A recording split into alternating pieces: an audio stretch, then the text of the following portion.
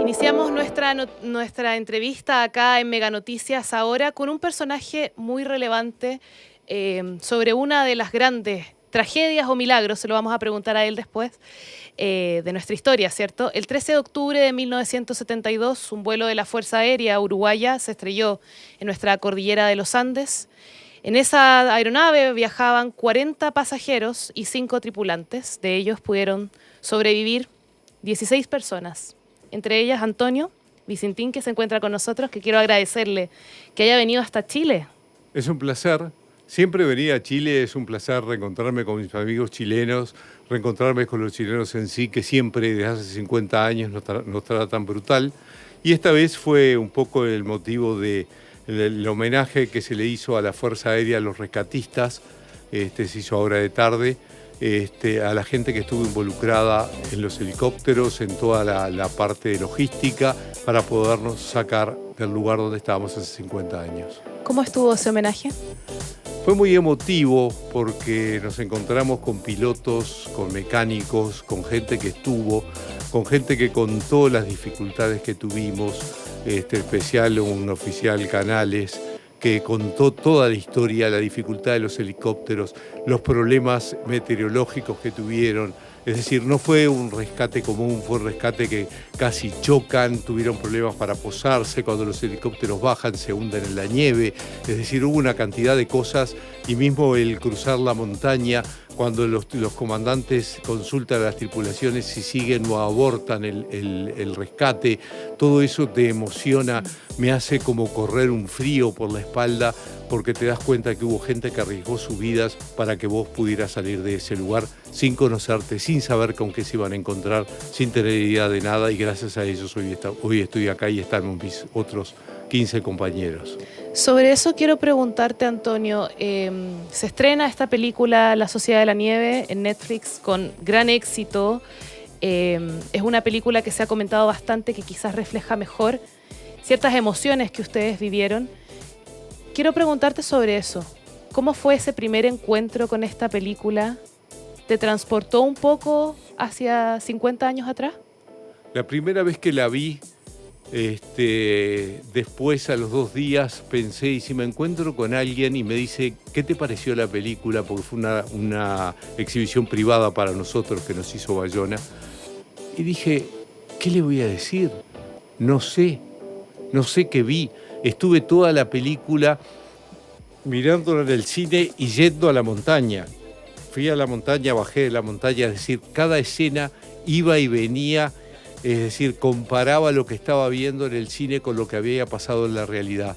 Recién cuando la vi la segunda y la tercera vez tuve una idea más acabada de lo que era la película, pude ver el conjunto de lo que era la película y realmente me emocionó mucho porque están hablando de vos, porque están hablando de tus compañeros que murieron, porque están hablando del sufrimiento que tuviste, te hace acordar de lo mal que pasaste. Y bueno, es una película que te emociona, que te hace llorar, que te conmueve, por así decirlo, las fibras más íntimas, porque es todo sentimiento y son esas cosas que al que la ve lo conmueve y no se olvida más, sin lugar a duda, de lo que estaba viendo, ¿no? ¿Sientes que esto fue una representación mejor llevada de lo que ustedes vivieron? Porque hay algunos que han criticado, bueno, la famosa película Viven, sí, que se hizo hace bastante tiempo atrás. ¿Te transportó esta película a ti, en lo personal, a quién tú eras en ese entonces? No, Viven siempre sentimos que era una película que la tuvieron que dramatizar para que la gente no se durmiera. Es decir, era una película aburrida del año 90 y algo, que daba idea de lo que había pasado, pero al tener que dramatizarla perdió mucho, al encajonar personajes perdió más. No fue una película que, digamos, pudiéramos decir nos gustó mucho o realmente transmitió lo que vimos. De hecho, en el libro aparece al principio que dice que está por arriba de las posibilidades de un escritor transmitir lo que nosotros pensábamos que nos iba a dar. Y sin embargo, la película es lo mismo, le faltan cosas, le falta fuerza, le falta dramatismo, que el dramatismo propio de lo que fue la vida en la montaña. No hay que dramatizar nada, hay que mostrar lo que fue nada más. Sobre eso te quiero preguntar, la película, bueno, parte con un discurso bastante fuerte, lo anoté textual. Unos dicen que fue una tragedia, otros dicen que fue un milagro. Yo te he escuchado a ti decir algunas veces que fue un fracaso, de cierta forma, que fue una serie de circunstancias. Quiero preguntarte sobre eso. ¿Para ti qué fue? Para mí, ¿qué fue? Fue un conjunto de cosas, fracasos. Fracaso fue la cantidad de expediciones que hicimos, la cantidad de... fue todo ensayo y error a lo largo del tiempo, de probar cosas, de fracasar, pero de cada uno de esos fracasos fuimos aprendiendo cosas para que después, en lo que fue llamada la última expedición, tuviéramos éxito. Por ese lado hablo de fracaso. Pero creo que más que esos fracasos, la historia en sí envuelve mucha cosa, envuelve al ser humano solidario, al ser humano humanizado, solidario, amigo, fraterno, con sus, ¿cómo te puedo decir?, con sus valores de valentía, de arriesgar, de ayudar, de todo. Es lo que la gente sale de esa película, a pesar de salir llorando, sale enriquecida porque ve el esfuerzo, ve la disciplina, que el sacrificio que hubo de parte de todos para hacer posible ese objetivo que teníamos, que era salir de la montaña. En el libro tú mencionas algo que a mí me parece muy bonito, Amigos por la Eternidad. Y también hablas de lo importante que es contar esta historia, pero con los nombres. Quiero preguntarte sobre eso, sobre volver a reencontrarte quizás con tus amigos, algunos que lamentablemente fallecieron en este accidente. ¿Sientes que la película también pudo reflejar un poco eso? Pienso que la película lo refleja, el hecho de que los muertos están hablando, los muertos están vivos, por así decirlo, están recreados, ya sea la historia de Numa, que muere al final, ya sea la historia de otros que intervinieron, que son los verdaderos héroes justamente de esta historia, no de la película, de la historia de verdad. Aquellos que arriesgaron todo desde un principio, mostrándonos el camino, sacrificándose en las primeras expediciones que subían la montaña de nieve en mocasines, con los equipos de ciudad. Es decir, ellos fueron los que nos mostraron a nosotros el camino y ellos fueron muriendo por distintas circunstancias a lo largo del tiempo y nos encontramos nosotros que agarramos esa posta y seguimos para adelante lo que ellos nos habían demostrado. Es decir, íbamos a seguir sufriendo y yendo para adelante, aunque eso nos costara la vida, porque nunca estuvimos convencidos de que íbamos a salir de esa montaña, pero lo que sí estábamos convencidos de que si la muerte nos iba a encontrar luchando. Amigos por una eternidad es aquello que escriben las chicas en la ciudad de Mendoza, que podían, hoy lo mirás y decir, pusieron los nombres de los 6 y podían haber puesto cualquier otra cosa. Sin embargo, ponen Amigos por una eternidad, que es el capítulo mío en La Sociedad de la Nieve. Es increíble, es decir, cómo se dan esas cosas, cómo casualidad, causalidad. ¿Qué es eso que pasó? Que después entre ellas se llaman y dicen, ¿te acordás los chicos que estuvimos ayer se mataron en la cordillera? Es decir, tiene unas connotaciones brutales, que hayan ido algunos de mis compañeros a tomar un café a la estación YPF, que hace muy poco le pusieron una placa diciendo que habíamos estado ahí, que fueron a tomar un café y estuvieron en la estación de servicio de YPF, que tiene el número 16. Wow. Sí, podía haber 18, 14 o 25. La de Mendoza es la número 16. Es decir, entras con esas casualidades.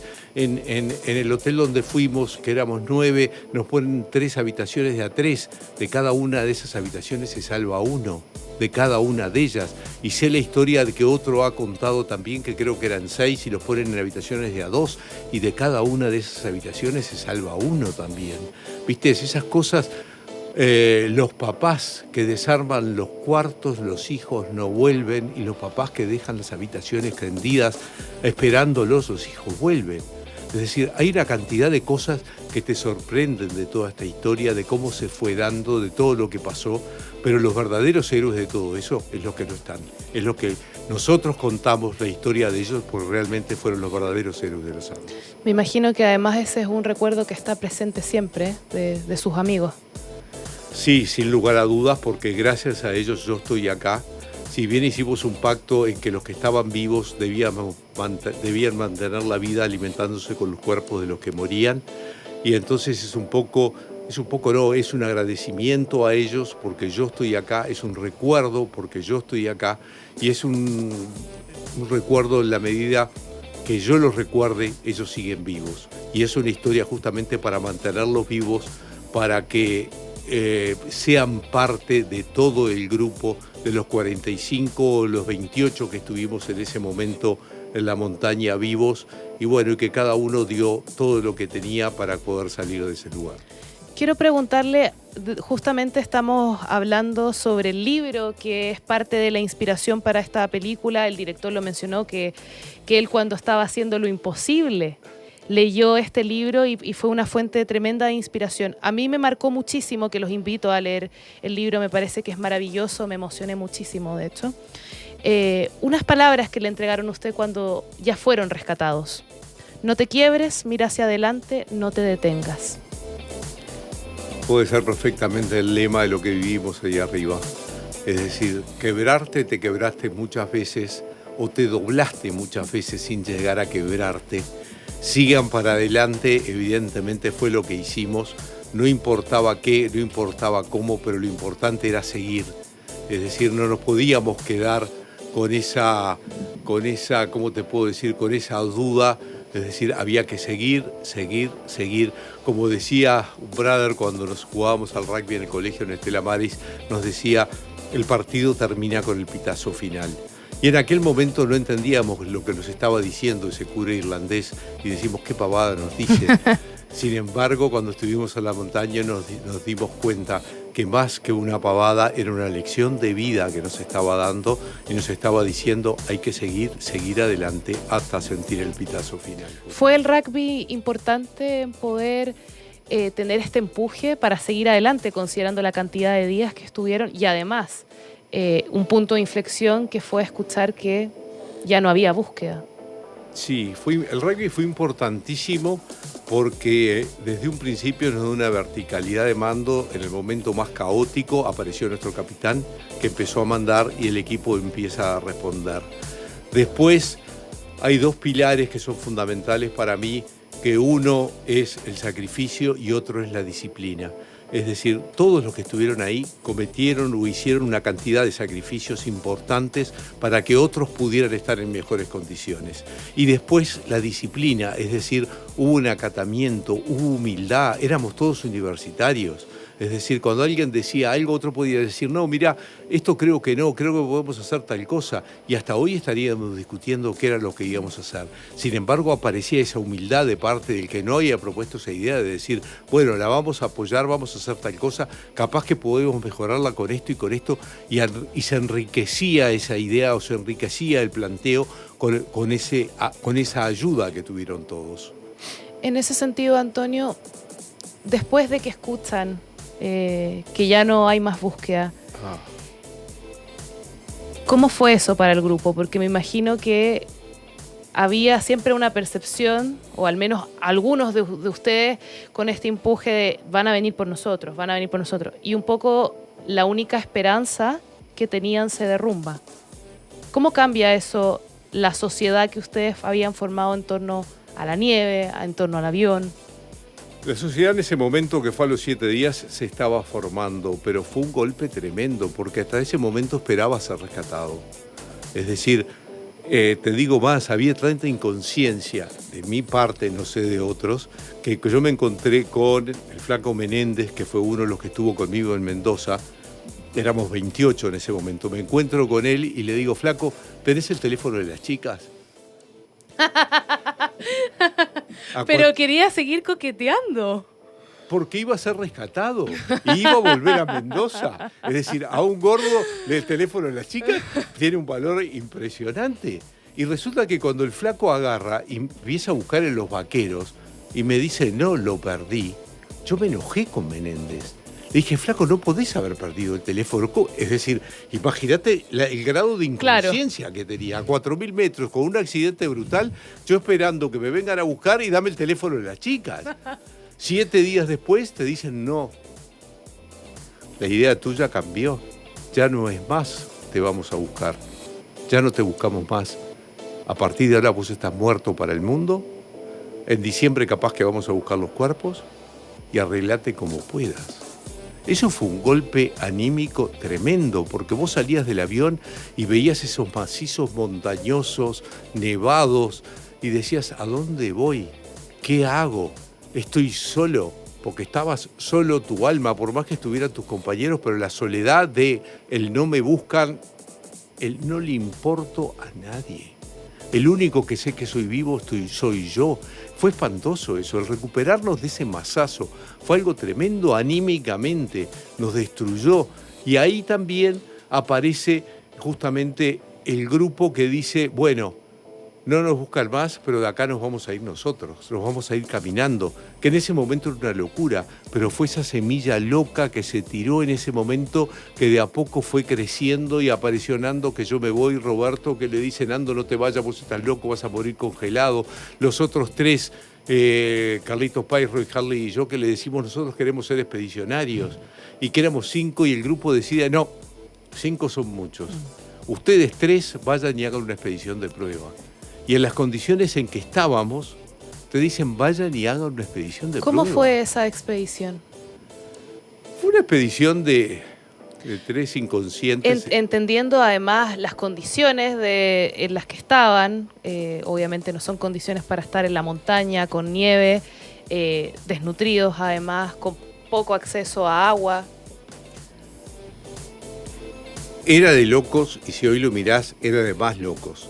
Es decir, te faltaba energía, te faltaba comida, te faltaba agua y te dicen ustedes 3 vayan y hagan una expedición de prueba. Hicimos la expedición de prueba.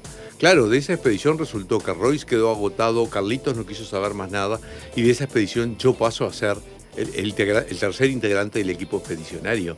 Pero fue una expedición muy complicada porque salimos caminando valle abajo y a la medida que vos en la nieve perdés perspectiva, es fácil bajar. Pero cuando llegó el momento de tener que subir y veías la lomita y decías atrás de esa loma está el fuselaje y apurabas el paso porque se venía la noche, porque se estaba poniendo frío y cuando llegabas no estaba el fuselaje y decías debe ser en la otra y volvías a apretar el paso, tratar de subir y llegar y no estaba. Y se repetía 1, 2, 3 y Carlitos y Roy se tiran en la nieve y dicen negro déjame, no quiero saber más nada, no puedo más. Fue algo tremendo y de repente en una de esas tumbas aparece el avión. Ya estaban todos metidos adentro porque hacía frío afuera, esperando que volviéramos. Y bueno, cuando llego me dicen ¿qué tal? Le digo es difícil pero se puede. A partir de ese momento. ¿Tú siempre sentiste que se podía?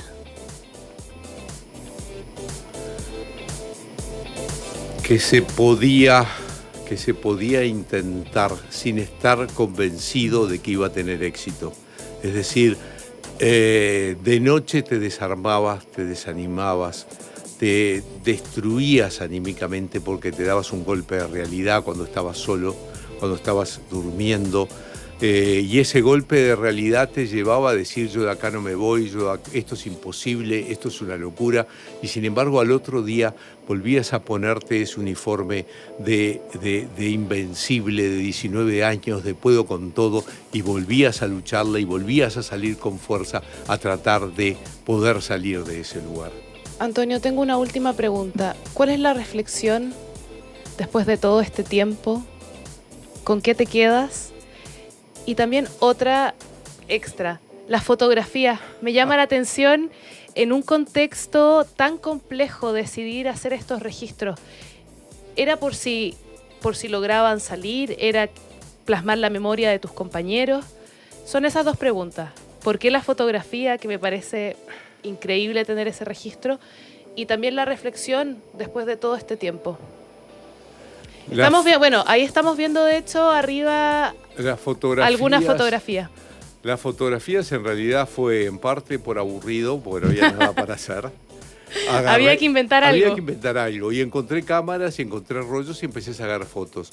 En realidad la idea fue mostrar quiénes habíamos quedado vivos, quiénes estaban vivos, cómo estábamos viviendo y en qué condiciones. Es decir, que quedara un registro para la posteridad, porque no era seguro que siguiéramos vivos mucho tiempo más. Entonces esa fue la idea, de a pesar de que aparece alguna foto que les digo sonrían y me muestran los dientes en un gesto simpático, por así decir, porque no había ganas de reírse, pero esa fue las fotos. En realidad creo que saqué 10 o 12 rollos.